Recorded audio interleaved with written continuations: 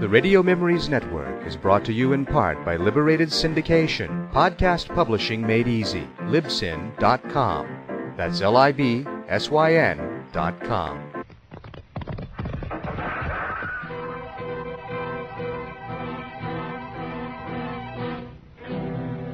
Around Dodge City and in the territory on West, there's just one way to handle the killers and the spoilers, and that's with a U.S. Marshal and the smell of Gunsmoke.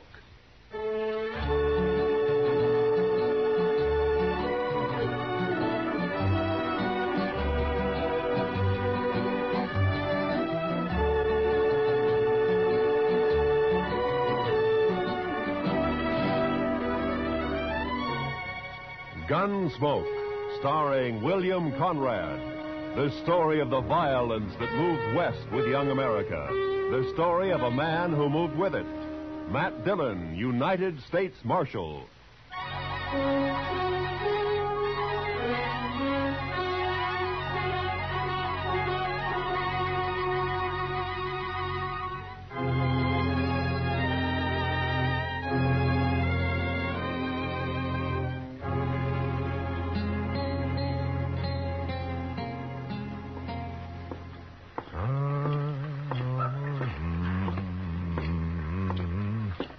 How are you this morning, Mr. Bumby?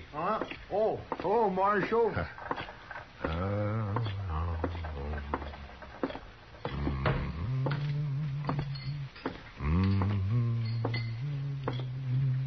Morning, Mr. Dillon. Morning, Sam. Is, Kitty around? Oh, don't know she's up yet, but if she is, she ought to be down soon. I'll wait. Nippy this morning. Oh, feels good. It's a nice time of year. I don't know. I kind of like spring myself. Sam, you better wash that glass over. Oh, yeah. Thanks. Can I get you something? Beer, maybe? Got any coffee? Sure. Just made a pot. Oh, that'll be fine.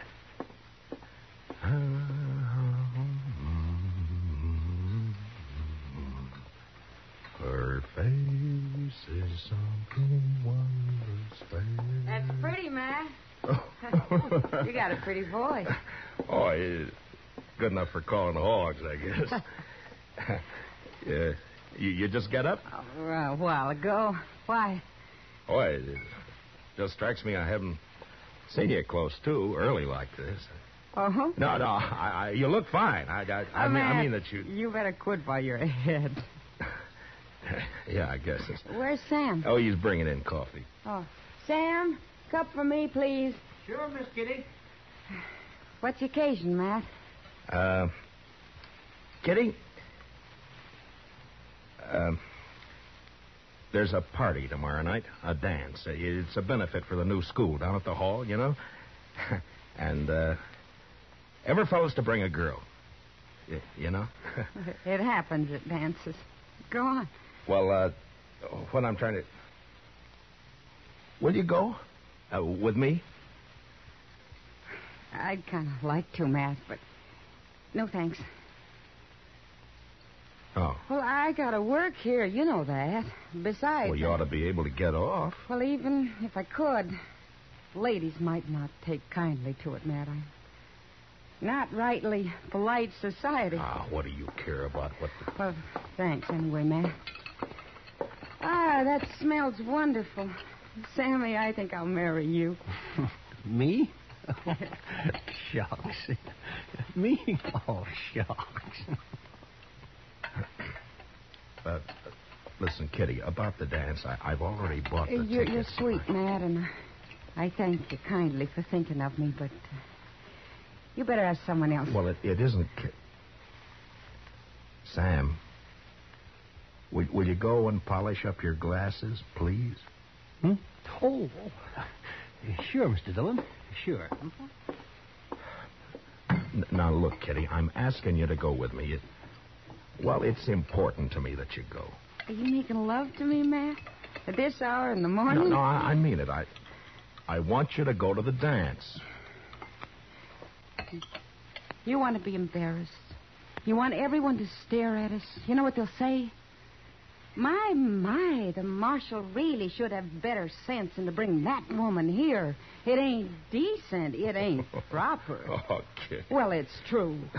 I'm a hostess at the Texas Trail, a saloon. You know what they think about me. Well,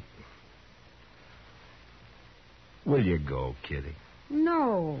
I'll call by for you at 7, huh? I'll drink a bottle of whiskey and clout some old biddy on the head. Then you'll be sorry. Oh, Kitty. I haven't got anything to wear, Matt. I can't wear my working clothes. You look just fine like you are, Kitty. Just fine, just like you are.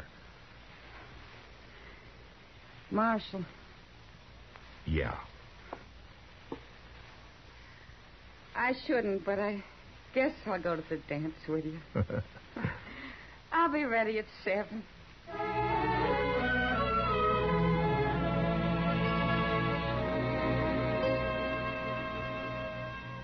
How do you talk about a woman like Kitty?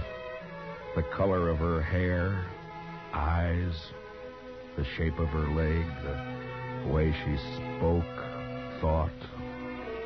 Well, that's a picture you had to get by looking and hearing. Otherwise, you'd never know it.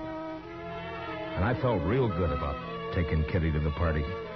The first time we'd really be out in company. And I liked the idea.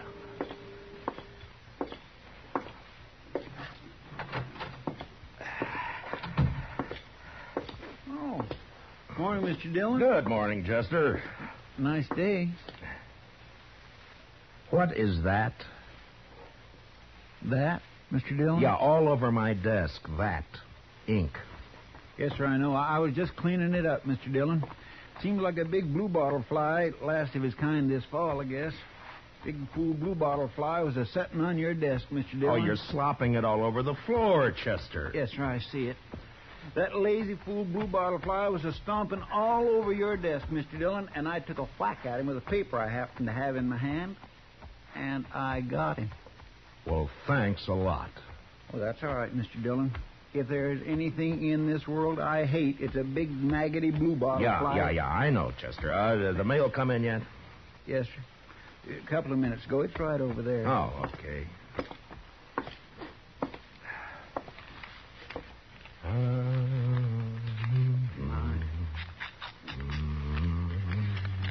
There. I think that should do it, Mr. Dillon. All right, Chester. Anything likely in the mail, Mr. Dillon? No. Look, Chester, we better get these government circulars posted.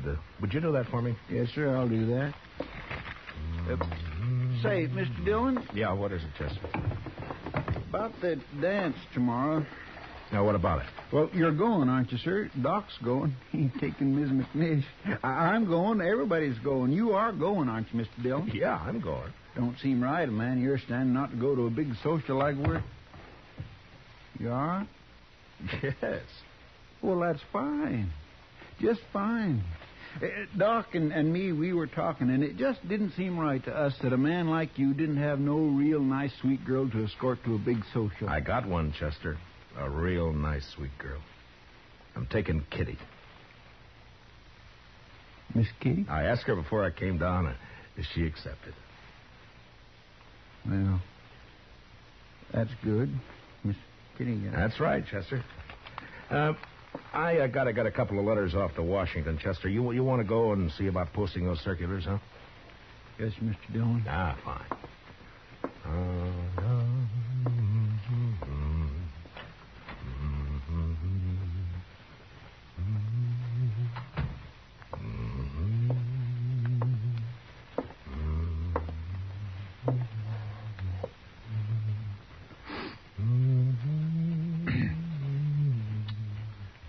Mr. Dillon?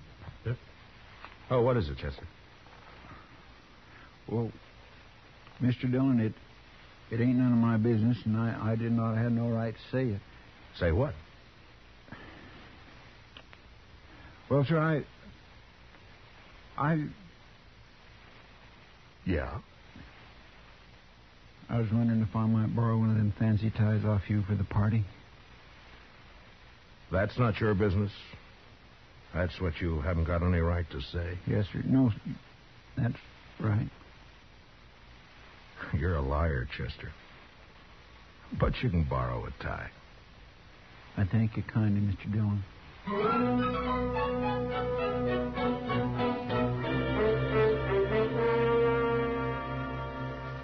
You work for a long time with a man, and you share a lot of life and a lot of death.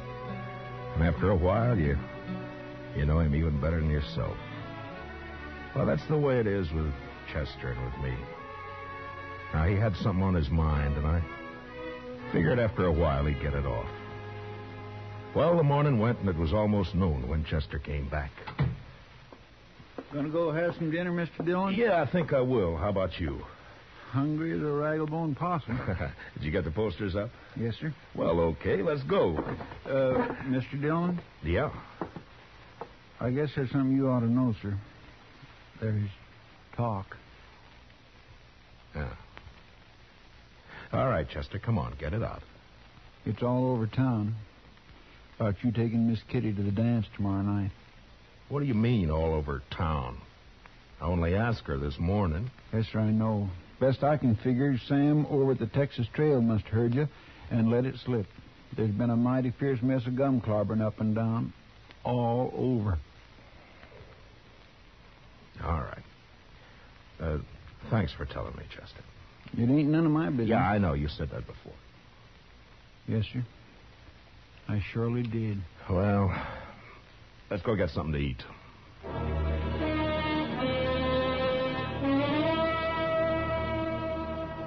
It's hard to tell about people.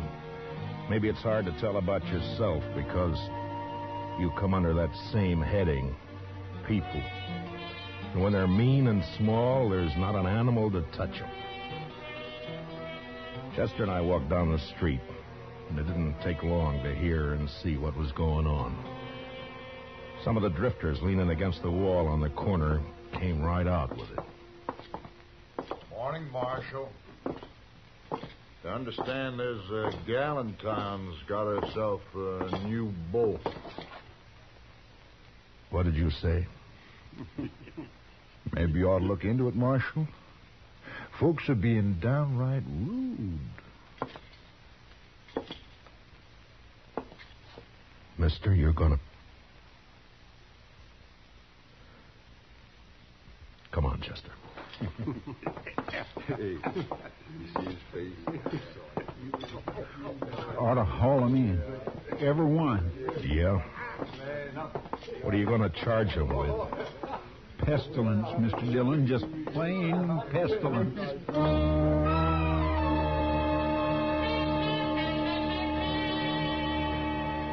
I knew better what Kitty had meant about the ladies of the town when a couple came out of Olivet's dry goods store. They didn't see me until it was too late. Complain to the dance committee. It's indecent, that's what it is. Why, she's common. Nothing but a common saloon woman. What's this city coming to when a United States Marshal... Oh. Morning, Miss Sprinkle.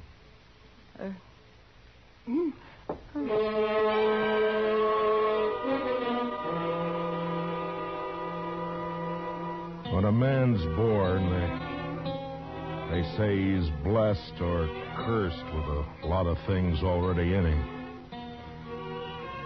Take pride, for instance. Sometimes pride can be a curse. Well, maybe I had more in my share. Maybe it would have been a sight kinder if I'd not taken Kitty to the dance. But I did.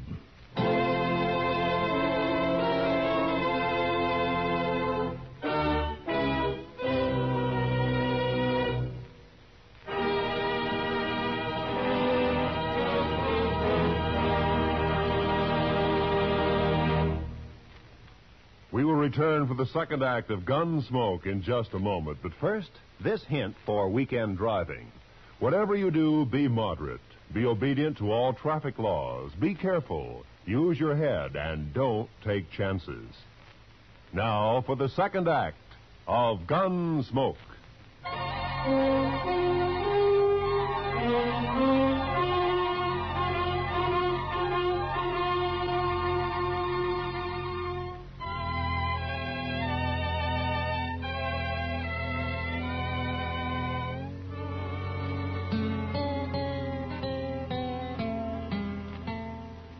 I picked up Kitty at the Texas Trail at 7 the next evening.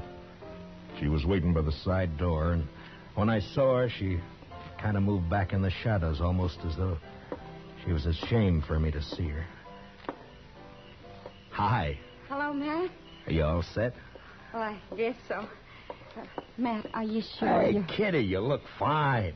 Yeah, you look just fine. Do you like it? Yeah, I like it.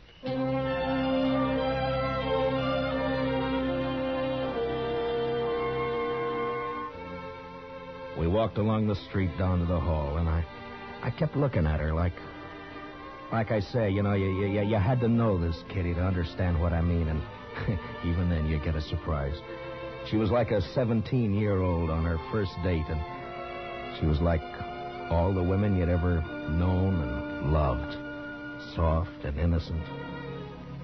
And something else, something that's female and you can't figure out what. Something that makes you drunk without a drink inside you. It was snowing a little, and the flakes caught in her hair and melted into the black of her velvet cloak.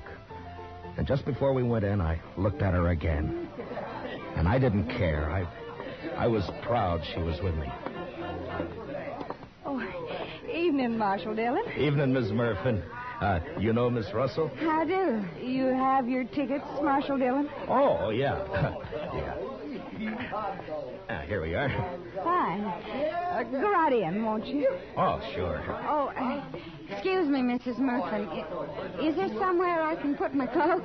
Oh, yes, of course.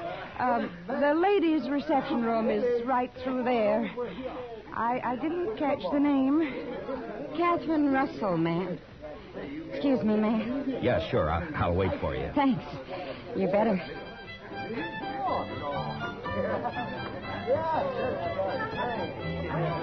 I could see them through the big open doors in the hall. They were all there. Faces flushed, smiling, happy, dancing. And all the women seemed pretty and the men handsome. And Chester was up on the platform calling the dance, and Doc was fiddling. And I was waiting for my dancing partner, Miss Kitty Russell.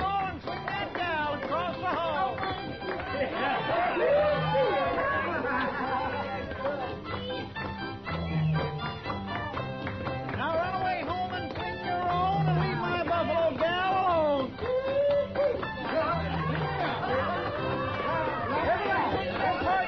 Then promenade all and around you go.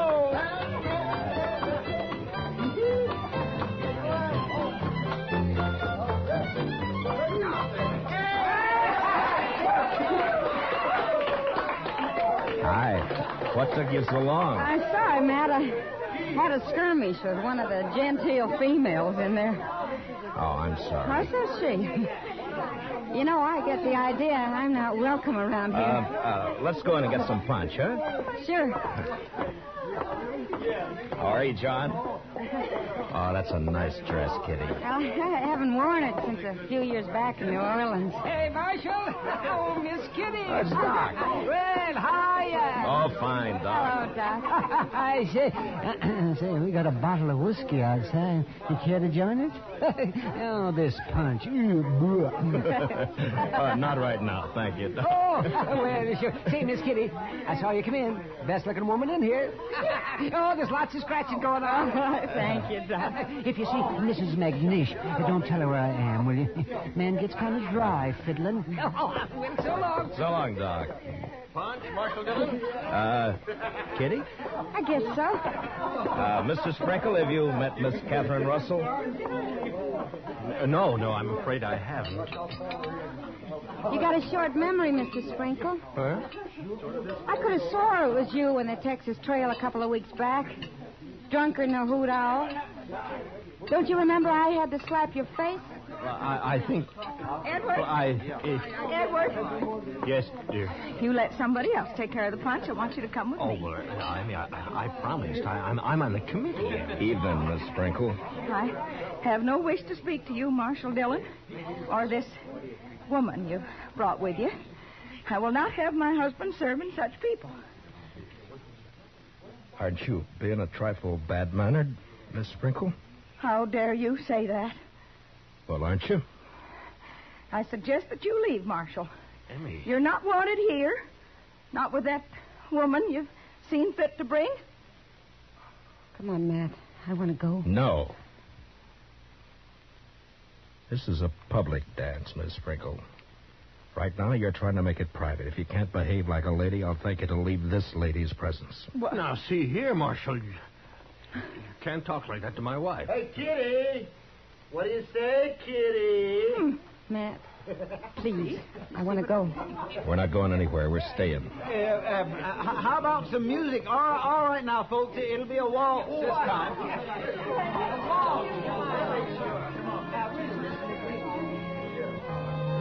Thanks for the punch, Mr. Sprinkle. Come on, Kitty. I warned you, Matt. Now, please, will you take me out of here before something happens? Nothing's going to happen, Kitty. You and me are going to dance. Have a good time. That's all. You're acting like a kid. Matt, it won't work. I've seen this kind of thing before. I can see. I'm pig-headed, and you know it. Let's get out. You refusing me, Miss Kitty? Oh, Matt.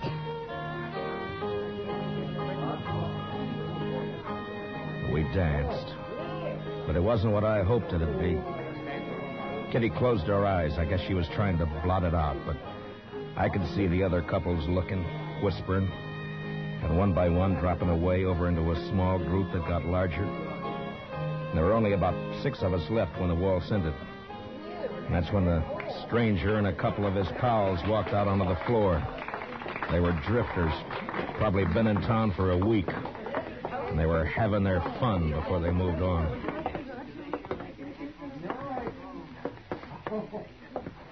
Marshal, I got a painful duty. Yeah? Folks in this town seem real upset about you bringing that woman in here. What's your name? I'm just a fella. I kind of made myself and my friends here a committee of 3, seeing as how everything's done by committees here, and we figured it would be best if you take your friend home. Mister, I'm the marshal in Matt, Dodge City, and I'm leaving. You're staying here, Kitty. She's smarter than you, Marshal. Everything all right? Everything's fine, Chester. This ain't a matter of law, you know, Marshal. It's decency and what's right. Yeah, and Marshal, this ain't right. Mister, I'm taking this badge off. Chester, you stay here with Kitty. Matt, don't you do it. Now, come on outside.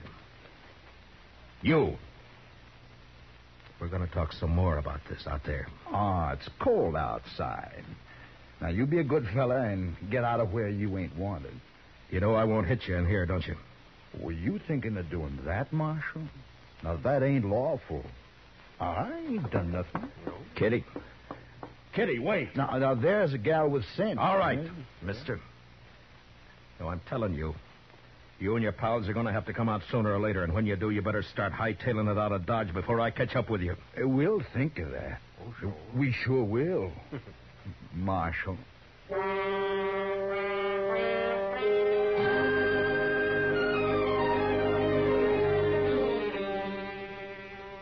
Just 3 no-good drifters, hating the law, finding pleasure in trouble. Kitty had gone, and I went out into the street. It had stopped snowing. Just cold. Much colder. I went up to the Texas Trail. There was only 2 people in there.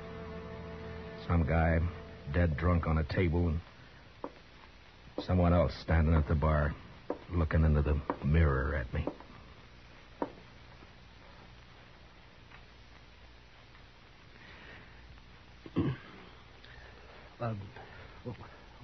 What'll you have, Mr. Dillon? Nothing, sir.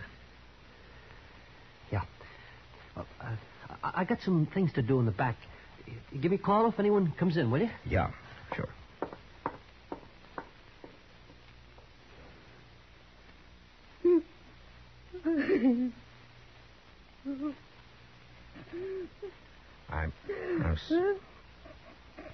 I'm sorry, Kitty. Well, shut up. I'm sorry. Bad. Bad. Oh, Kitty. Oh, it's all right. Sure, it's all right. I'm so mad. I could... Yeah, I know. I should have known better. No, it was me, not you.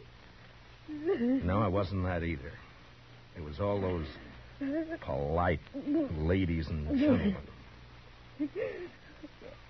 Give me a kerchief, will you? Yeah. Here.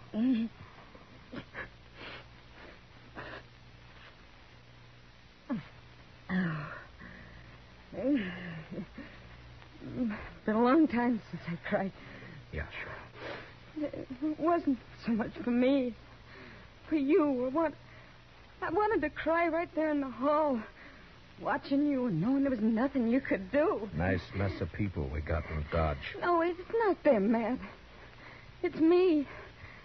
I've run into this before. The only difference was I didn't have you around. I wanted it to be right tonight because of you. A lot of narrow-minded prayer spouting. Yeah. They hurt your pride, didn't they? No, it wasn't that. No? No, I wanted you to go with me. That made me real happy. But maybe we're different, Matt. You and me figure life different to them. That's not their fault. There's a lot of folks there I know. I smile at them on the street. They talk to me. But tonight, well, that was different. I made them uncomfortable. Yeah? Well, I didn't do a bad job with you. Oh, you can't look at it that way. And you can't go fighting the whole town either. There's 3 fellas going to get hurt. No, I don't want you to do that, Matt. You just let it go. Let it go, Matt. They don't mean nothing. You know what means something to me? What? That you asked me to go to the dance with you. I knew what was going to happen, but it was worth the chance. I thank you for it, Matt.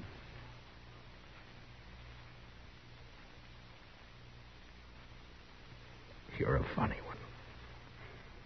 Am I? But you sure showed them up, those women. The way you look. Oh, I'm glad. You know, you look pretty fine yourself. Sam? Yeah? You got any champagne, Sam? What? Have I got any what? Champagne. Well, yeah. I guess maybe. A bottle or two? Yeah, maybe. Sure. Well, break it out. All right.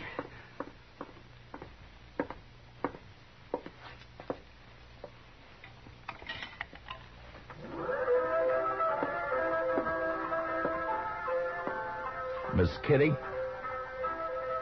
I think the next dance is mine. Oh, Matt. I'd be real pleased, Mr. Dillon.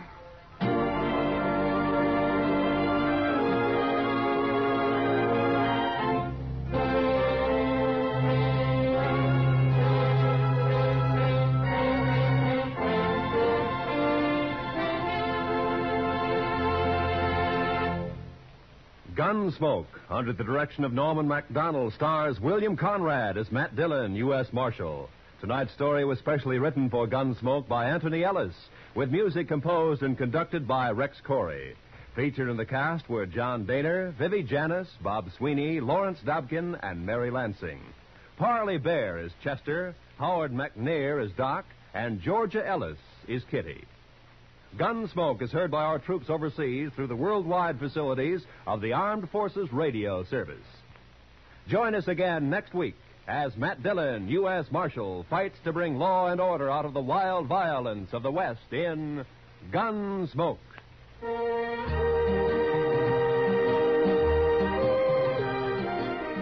Don't miss Robert Trout and his timely roundup of world news tomorrow on most of these same CBS radio stations. Roy Rowan speaking. And remember, Amos and Andy are here every Sunday on the CBS Radio Network.